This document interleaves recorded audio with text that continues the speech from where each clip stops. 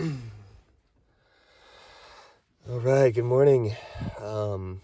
This is the beginning of day 4. That was night number 3. Unfortunately, we can disregard everything I said about Icelandic campgrounds being orderly and people following the rules and being courteous, because last night was fucked. Apparently, it's like Iceland Day today, and a lot of the young people are up from the south. So there were some guys playing some sort of game involving throwing wooden sticks. And that involved a lot of clicking the wooden sticks together and patterns that you would make at Dodger Stadium to get a rally started. Then some dickhead pulled in at about 1:30 a.m. and parked his fucking camper next to me, and that went on for about another hour or so.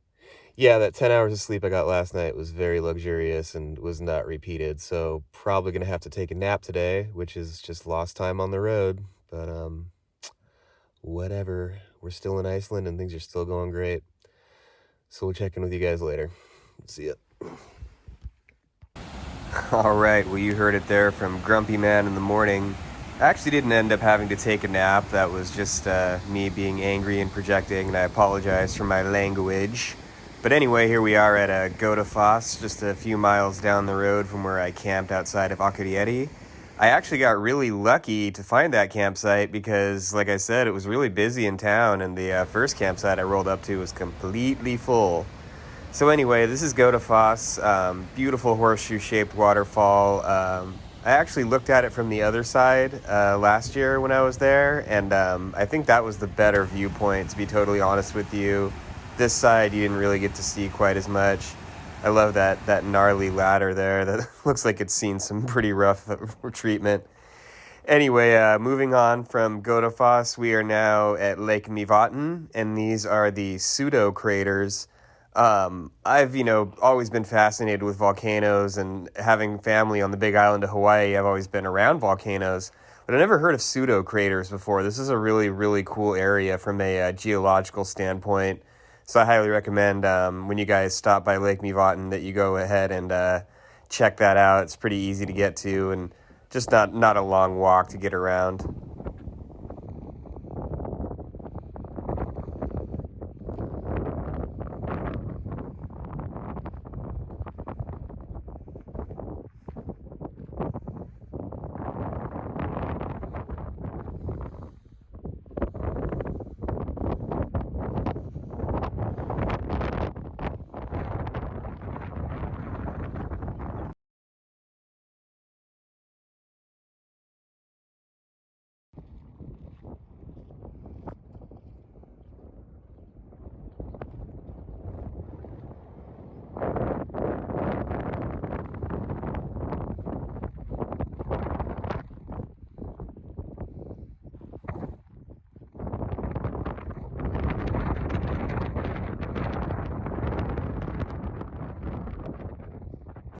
So this is a little area just right off the side of the road. Was not on my radar, was not on my list. Just sort of seemed cool, and I ended up spending 30, 40 minutes walking around out here. And that's really the thing about the ring road and about visiting Iceland. It's really cool if you have an open itinerary and some open time, and you see something like this and you have the ability and the time to explore it at your leisure and to the extent that you want to. So yeah, this is just a really cool little volcanic area to walk around. It looked like a really old lava flow had come through here, and as I said, having spent so much time on the big island, which is absolutely just covered in lava of various ages and severities of flows, it's always super interesting to me to check areas like this out. So enjoy these little videos here.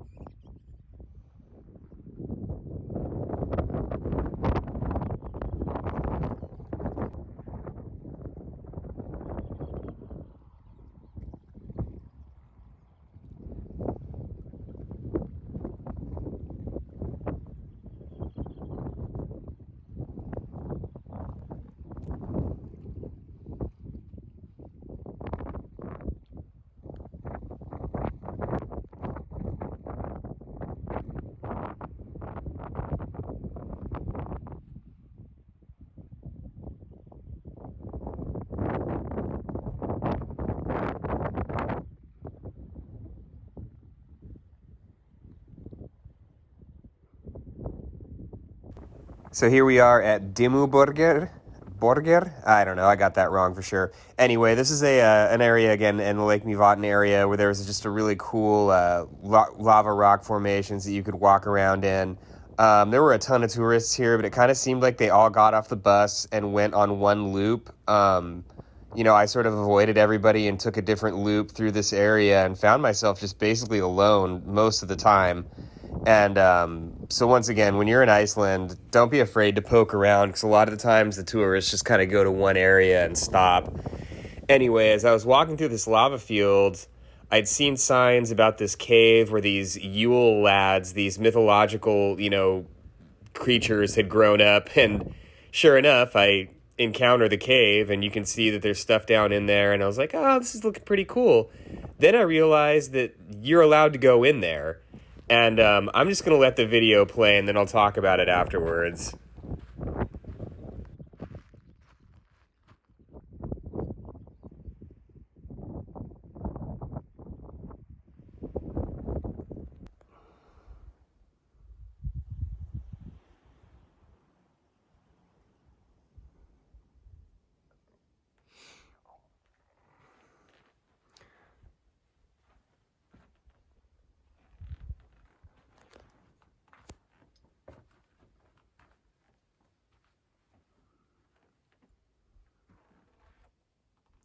This is fucking crazy. Alright, for all of you who don't think that trolls and elves exist, you're wrong. Because I am here right now. Dude, this is insane. This is definitely one of the coolest parts of the trip. Oh my god.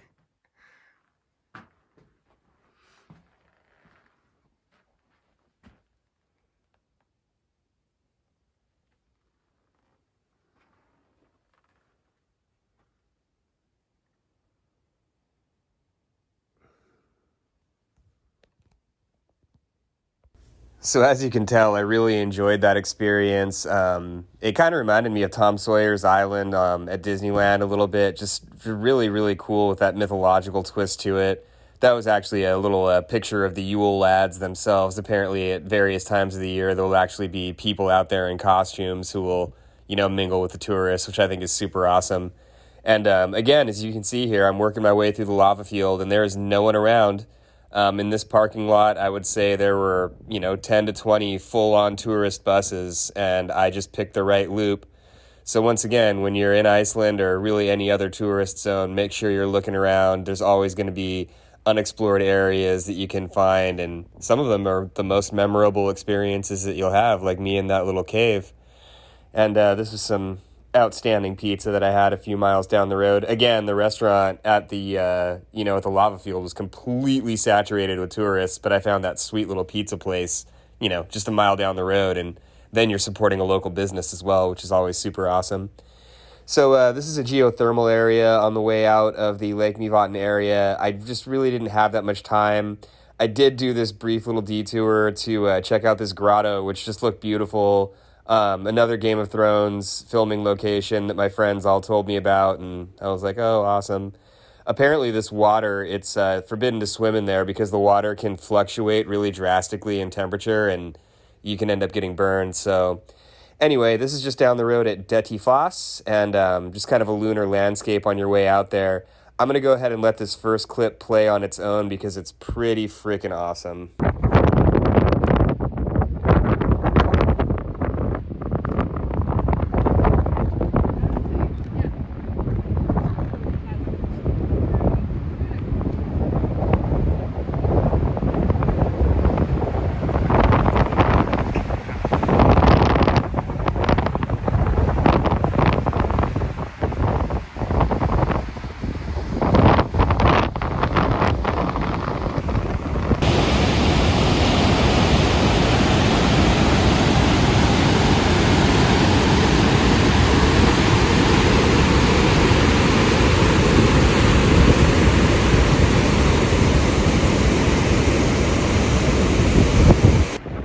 I mean, what more can you really say? Dettifoss is Europe's most powerful waterfall, and you can absolutely feel it when you're there.